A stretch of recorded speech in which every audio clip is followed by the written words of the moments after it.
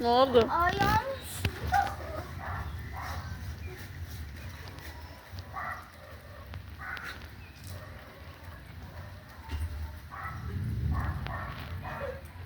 Çık.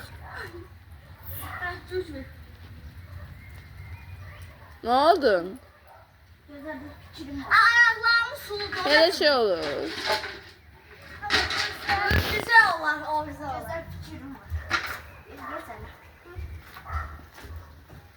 Belki öyle paltar olsa çok sıkıştım ha. Dayı bak. Ayı.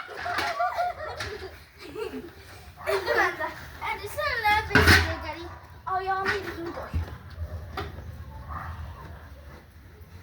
Bak senden çok üretim.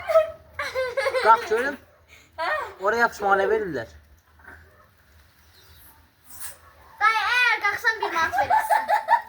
Kalksam eğer bir manat verirsin. Az kalkabilirsin. Şey almışsın. Eğer kalksam bir manat verirsin. Yok ayak altına işte koymayasın. Prama Yaxşı. kalkarsın.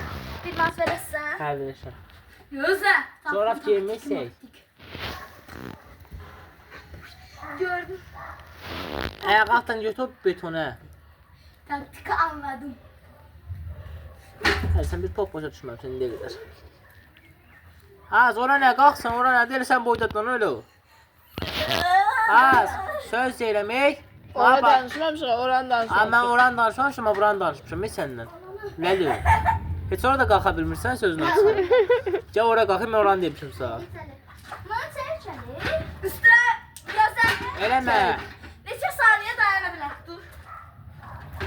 Dayı sen neçə saniye de kalabilirim. Qalmağı demirəm, heç çıxorun başına.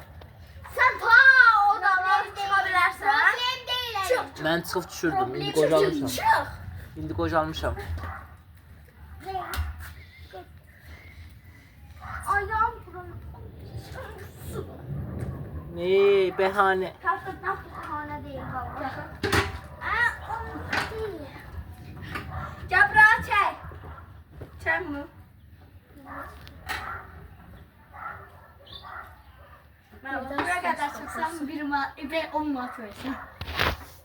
Tamam. Ay, çık gerek, çık. Bir mat var. Çık çık çık çık çık çık. Allah ayağım suldu. Gözler. Ben taktik anladım. Ben taktik anladım Taktik anladım. Sen taktik anladın ama. Sen de anladın.